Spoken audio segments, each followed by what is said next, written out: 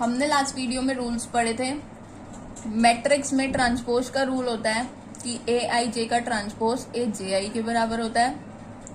Symmetric matrix में ए dash equals to ए होता है, इसलिए ए आई जे का डैश ए आई जे ही रहता है। स्क्यू सिमेट्रिक मैट्रिक्स में ए डैश इक्वल्स टू माइनस ए होता है, इसलिए ए आई जे का ट्रांसपोज माइनस का ए आई जे हो जाता है। अगर हमें ये बातें समझ आ गई हैं तो हम प्रूफ के क्वेश्चंस इन्हीं बातों की मदद से करते हैं। उन्होंने बोला है क्वेश्चन में कि ए अगर एक सिमेट्रिक मैट्रिक्स और स्क्यू सिमेट्रिक मैट्रिक्स दोनों ही है, it is both symmetric as well as skew symmetric, show A is a zero matrix. ये शो करना है कि ए एक जीरो मैट्रिक्स है। तो हमें पता है कि हर एलिमेंट मैट्रिक्स में किस फॉर्म में होता है, ए आई जे की फॉर्म में होता है, A11, A12, A13, तो ए आई जे की फॉर्म में होता है हर element of a matrix.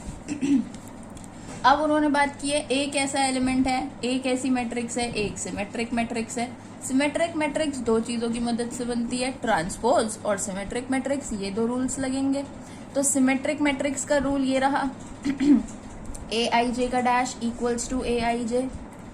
Transpose का रूल ये रहा ए आई जे का dash equals to A J I. इन दोनों रूल्स की मदद से हमने इक्वेशन बनाई, ए आई जे का डैश ये है, ए आई जे का डैश ये है, तो this is equals to this and this is equals to this, तो ये दोनों भी इक्वल होने चाहिए, यानी A I J should be equals to A J I from equation 1 and 2, let it be equation 3। ऐसी अगर हम बात करें for a skew symmetric matrix, तो स्क्यू सिमेट्रिक मैट्रिक्स के लिए ए आई जे का डैश बराबर होता है माइनस के ए आई जे के लिए। स्क्यू सिमेट्रिक का रूल है ये। स्क्यू सिमेट्रिक का रूल क्या है कि ए आई जे का डैश माइनस के ए आई जे के बराबर होगा, और ट्रांसपोज तो लगेगा ही लगेगा इसमें भी। ट्रांसपोज का रूल क्या है कि ए आई जे का डैश बराबर है ए जे आई के। Got it? अब this is equation 4, this is equation 5, और 4 और 5 को जोड़ के हम कह सकते हैं ए आई जे का डैश ये है, ए आई जे का डैश ये है, तो ये दोनों भी इक्वल होंगे। इट मीन्स माइनस का A I J should be equals to A J I. This is equation number 6। अब अगर हम इक्वेशन 3 और इक्वेशन 6 को देखें, ए आई जे के बराबर भी है और ए जे आई माइनस के ए आई जे के बराबर भी है, तो from 3 and 6 we can say that A I J is equals to minus का ए आई जे। माइनस इधर आके प्लस बन जाएगा, ए I J plus A I जे, और यहाँ पे बच जाएगा 0। Twice of A I J is equals to 0, so A I J की वैल्यू क्या आ गई 0.2, दैट इज 0। और ए आई जे हर एलिमेंट है उस मैट्रिक्स का जो कि ए उन्होंने दे रखी है। ए मैट्रिक्स का हर एलिमेंट किस फॉर्म में है, ए आई जे की फॉर्म में है, और ए आई जे तो 0 है, यानी कि ए मैट्रिक्स का हर एलिमेंट ही क्या है, 0 है। तो each element of matrix A is what, 0। So A is a 0 matrix, और यही हमें प्रूफ करना था।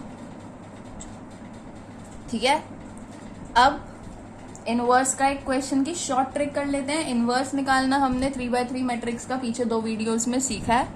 अब हम शॉर्ट ट्रिक से 2x2 मैट्रिक्स का इनवर्स निकालते हैं।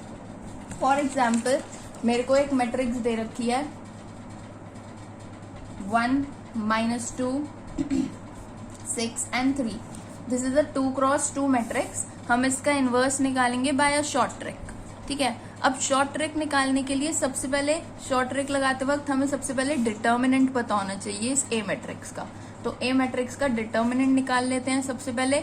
डिटर्मिनेंट निकालने का तरीका जैसे क्रॉस मल्टीप्लाई करते हैं वैसे होता है, this into this, 1 into 3 minus 6 into -2, this into this करना है, माइनस लगाना है, फिर दिस इंटू दिस करना है। सॉल्व कर ले, 1 3 जा 3 प्लस 12 दैट इज 15 आ गया। अब इनवर्स निकालेंगे कैसे? अगर आपके पास ए मैट्रिक्स है तो आप ए इनवर्स कैसे निकालोगे? सबसे पहला स्टेप होता है कि इन दोनों को एक्सचेंज कर दो, इन दोनों एलिमेंट्स को एक्सचेंज कर दो। 1 यहाँ लिखा था, यहाँ 3 लिख दो, यहाँ 3 लिखा था, 1 लिख दो। दूसरा स्टेप क्या कहता है कि इसका और इसका साइन अपोजिट कर दो। अगर यहाँ पे प्लस का 6 है माइनस का 6 कर दो, या माइनस का 2 है तो प्लस का 2 कर दो। और तीसरा स्टेप कहता है कि यहाँ पे 1 अपॉन डिटर्मिनेंट कर दो। Determinant is what? 15। तो 1 अपॉन डिटर्मिनेंट कर दिया, यानी 1 अपॉन 15 कर दिया। तो यही है हमारे ए इनवर्स की वैल्यू। आप चाहे तो ए 1 अपॉन 15 को अंदर मल्टीप्लाई कर सकते हैं, 3/15, 2/15, -6/15 एंड 1/15। तो बन जाएगा 1/5, 2/15, माइनस का 2/5 एंड 1/15। तो ये आ गई हमारी ए इनवर्स की value by a short trick. क्योंकि एक नंबर का क्वेश्चन आएगा तो हम पूरा का पूरा वो मेथड नहीं लगा सकते कि R1 में 1 बनाए फिर 0 बनाए, दैट इज टाइम कंज्यूमिंग। एक नंबर के क्वेश्चन के लिए this is a short method. तो हम ये लगा के और सॉल्व कर सकते हैं, ए से ए इनवर्स निकाल सकते हैं। 3 स्टेप्स ध्यान रखने हैं। सबसे पहले इन दोनों को एक्सचेंज कर दीजिए, इन दोनों के साइन चेंज कर दीजिए, और जो डिटर्मिनेंट निकाला है उसका 1 अपॉन करके मल्टीप्लाई कर दो, बस।